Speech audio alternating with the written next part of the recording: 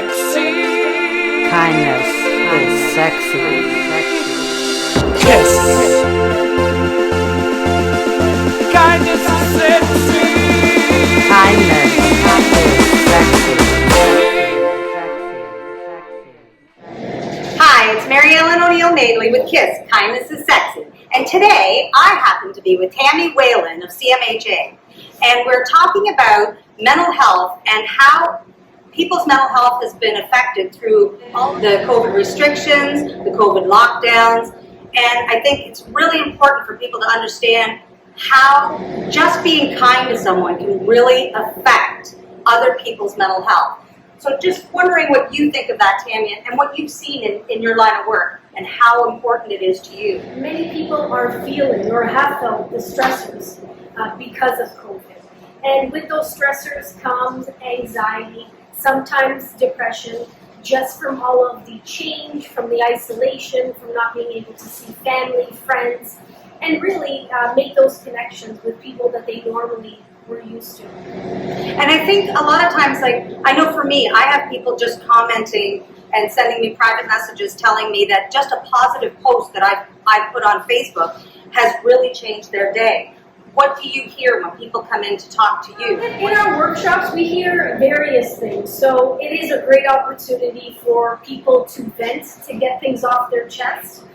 But, you know, again, when we post videos, when we post information, resources, and also, you know, motivational quotes or thoughts, people definitely appreciate, you know, that comment, that video, that workshop that they were able to take.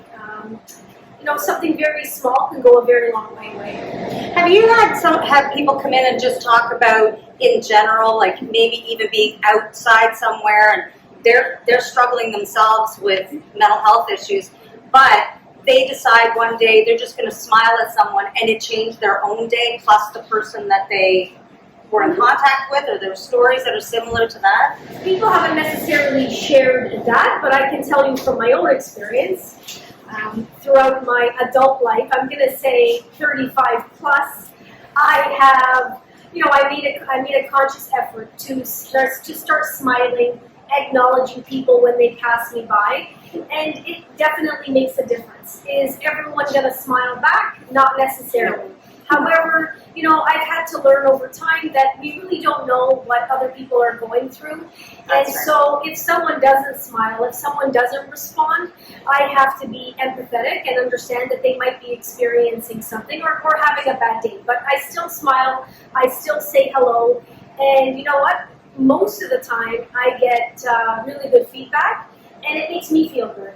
That's exactly. Connecting with others. And that's what I've been telling people. A lot of times when someone comes to me and they're struggling with anything, whether it's depression or just in general, just being sad because they're locked in, I think most of the time what happens is that people, they're so caught up in not having anywhere to go or not being able to talk to anyone, they forget that all they have to do is reach out. What I always recommend to people is volunteer. If you're looking for something to do, if you're looking to make a difference in this world, in your community, volunteering has been wonderful for me. Absolutely. You know, we had this conversation earlier. I started up an event over 20 years ago, and it's called Road to Recovery.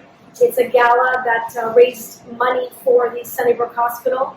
And a lot of money raised over the years. Yeah, about $350,000-ish. I ran it for 14 years straight, and then I took a hiatus, I took a break, and we had another event for the 20th year, because I am a cancer survivor. But you know, although it was a lot of hard work, in the end, when you see the event, you know, happening, and when you see people come together, and then you see the funds that you've raised go somewhere to help others, it's a wonderful feeling.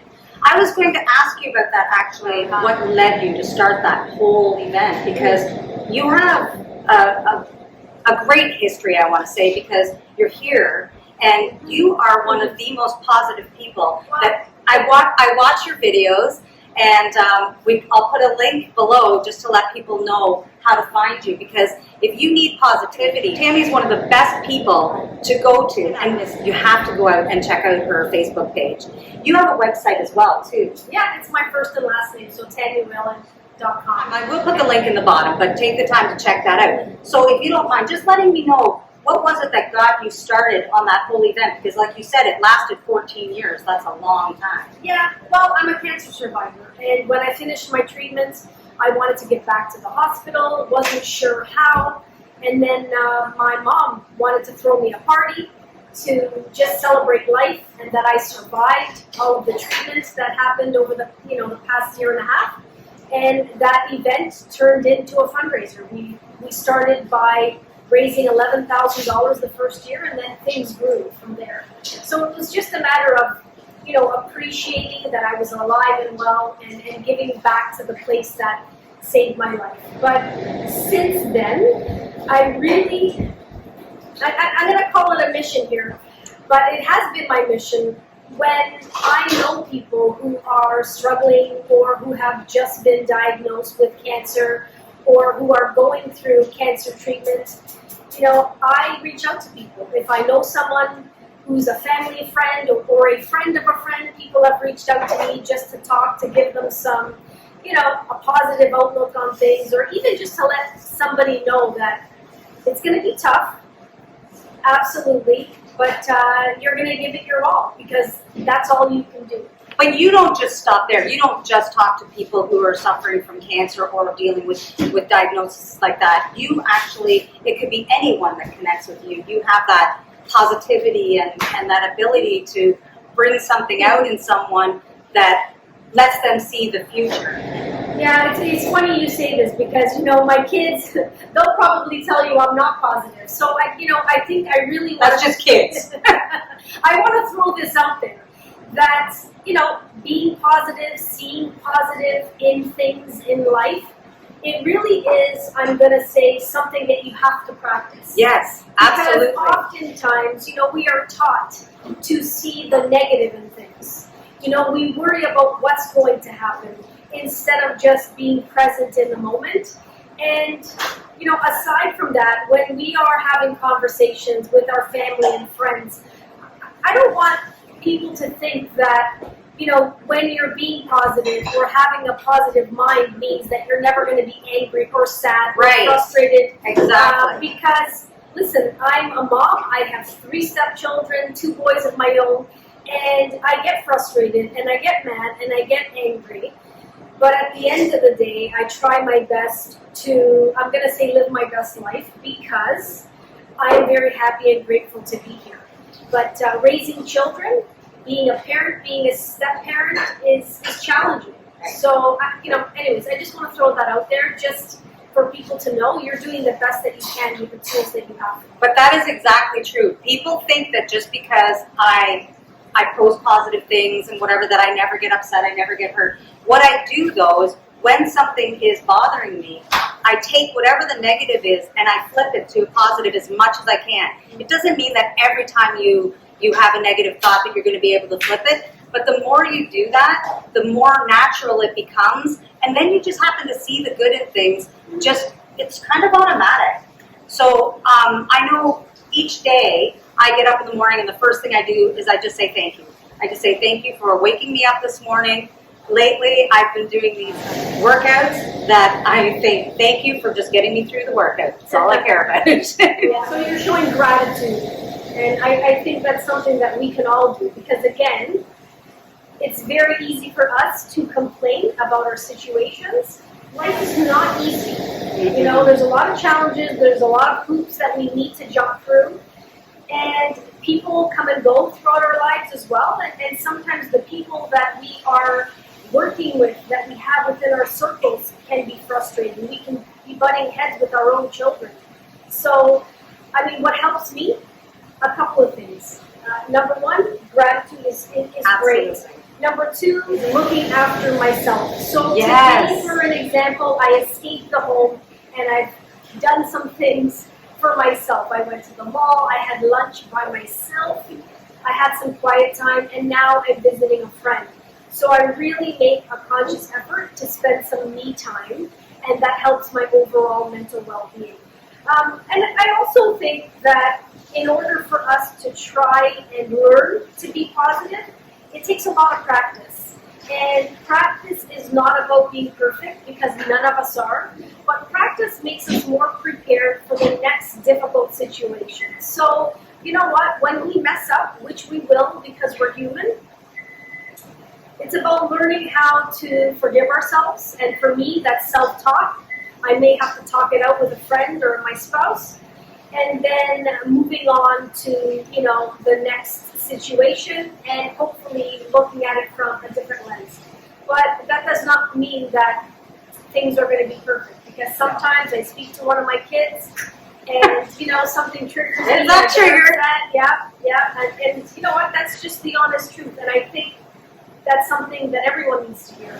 I do have to admit, like, one of the things that I find that you had mentioned already, that's the biggest thing for me, is volunteering. It's giving back to your community no matter what. It could be as simple as you're just going to an event to help them raise funds, and you're just handing out water. You don't have to, you know, spend an entire day if you don't have it. But, you know, a couple of hours here, a couple of hours there, maybe doing phone calls to help get fundraising, things like that. We're currently at a Taste of Europe. We're sitting in here because Daniela and Tammy have been friends for years. With Daniela, she's always giving back to the community because she knows how important that is. And I think that even if you're suffering from any kind of, you know, depression or anything, that, or you're feeling locked in or whatever, one of the best things to do is to just help someone. Go cut someone's grass. If there's an elderly person in your neighborhood that can't cut their own grass, just go out and cut their grass, or pick weeds for someone, or go for a walk with someone that you know is struggling. It's so easy to give back, and it really doesn't take a lot of time. Giving back could be something as simple as reaching out, letting someone know that you're thinking about them. You know, a lot of us don't take people up on our offers. So, you know, if I can give you an example, I'm older now, and I have younger friends that I work with who have little ones, and I've said, let me babysit for a while. Go out, go take care of yourself. But, you know, a lot of them don't take me up on that offer because I really feel that, you know, maybe they feel like they're being a burden. I agree. And that's what some they advice say. I'm going to give you right now is, if someone is offering to help you in any way, shape, or form, take them up on that offer. Yeah. Do whatever it is that you need to do for yourself. And, you know, especially when we're talking about kids needing a break. If you have a neighbor who's willing to look after your children just for an hour, for you to go and grab a coffee with a friend or go for a walk or go to the gym, these little things are going to make our life better. I completely agree, and that is one thing that I have said over and over again. I was one of the worst people. If someone offered to do something for me, I was like, no, I can do it, don't worry, because that's exactly how I felt. I felt like I was burdening someone by having them help me out. But it's absolutely necessary, and just me time is important. It doesn't mean you have to have me time for 5 hours every day or 4 times a week. Me time can be an hour a week. It can be whatever it is for you that gives you just that little bit of space to close your eyes or do something that you love, whether it's kayaking, walking, maybe you play guitar, maybe you sing, just something for you. That's all that matters. And I think, honestly, people love to do things for other people, and it makes them feel so good to have been able to help you out. And then you end up with a really big smile, which puts a really big smile on their face. Yeah.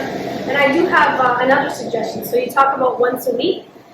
I think one of the easiest things to do is to practice self-care every day. And how we do that is think about 15 minutes when you get up, depending on your shift, and 15 minutes after. So for me, if I'm working from 9 to 5, I want to find 15 minutes before I start work to myself.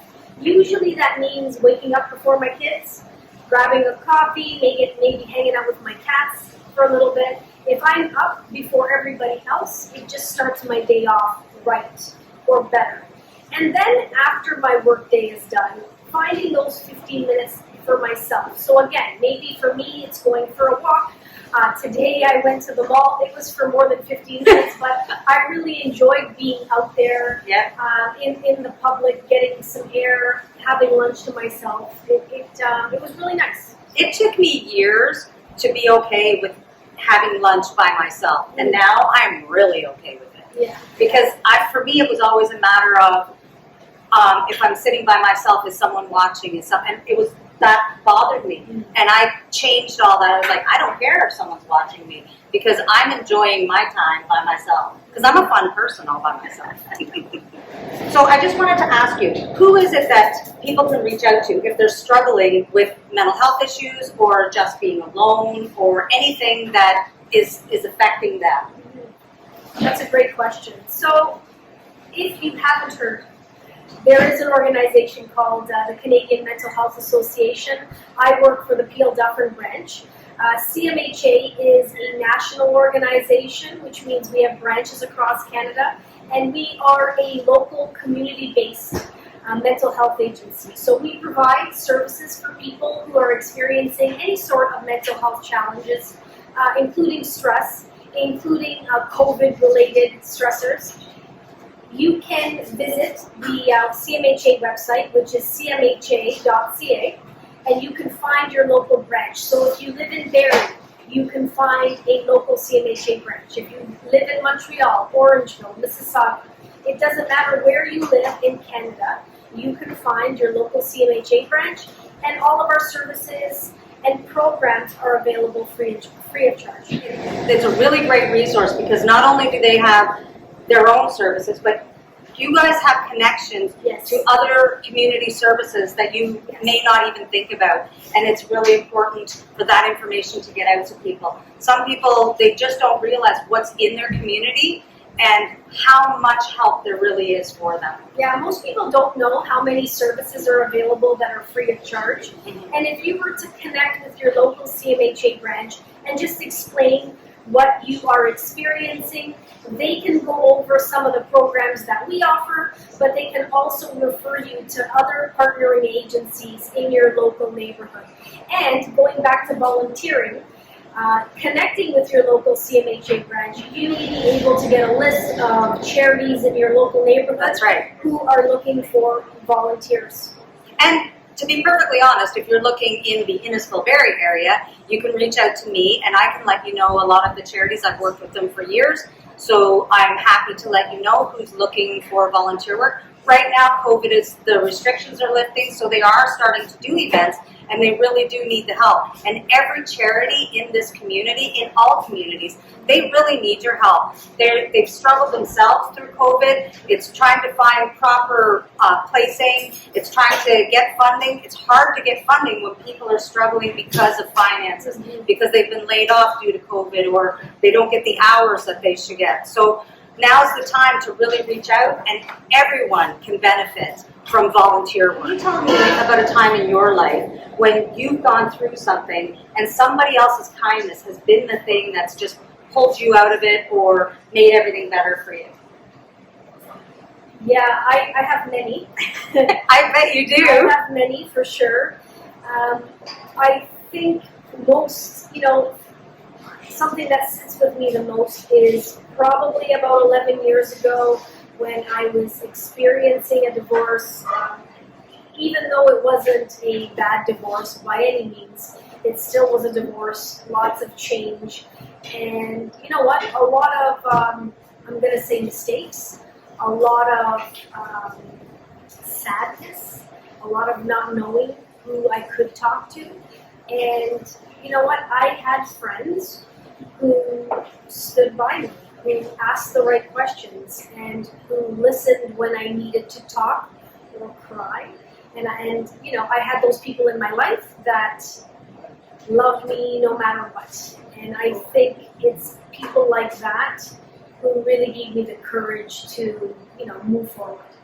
And, at the end of the day, I realized that it took time to get where I am at, but it's people giving their heart that helped. I think that's really important too, and sometimes people think that they don't have any friends, but you find out that there may be, all it takes is one friend You don't have to have 20. You don't have to have, a whole clan of people. But I really do think that giving your time just to let somebody know that what they're experiencing everything's gonna be okay. I think that really does help, and it's nice to hear that that was your experience. And for those who don't feel like they have that, you really do have that CMHA hotline to go to help you through, because they often become a friend to people who are really struggling. Just on that note, if you call your local CMHA branch, we do have an intake line, but we also offer a crisis line. So when you check in with your local CMHA branch, usually on the top of the website page, you will find a local connection to a crisis line that's connected with CMHA. So that is also an option. Okay, and I will have the tagline on the bottom that has the website, so that people can just click on that and they can, go to it on their own. I just want to thank you so much, Tammy, for taking the time to come up here. It's a long way, a long drive from your place, and you were, having a day to yourself, and you decided to still come and do this interview with me. Well, it's been fun. And I really appreciate it, because I know there are people who really need to hear the things that you have to say. So thank you again, and just a reminder that kindness is sexy, and we can all see that Tammy is one of the sexiest women that I've ever been able to get to know. Wow, that's cool. Thanks, everyone, and have a great day. Bye. Kindness is sexy. Kindness is sexy.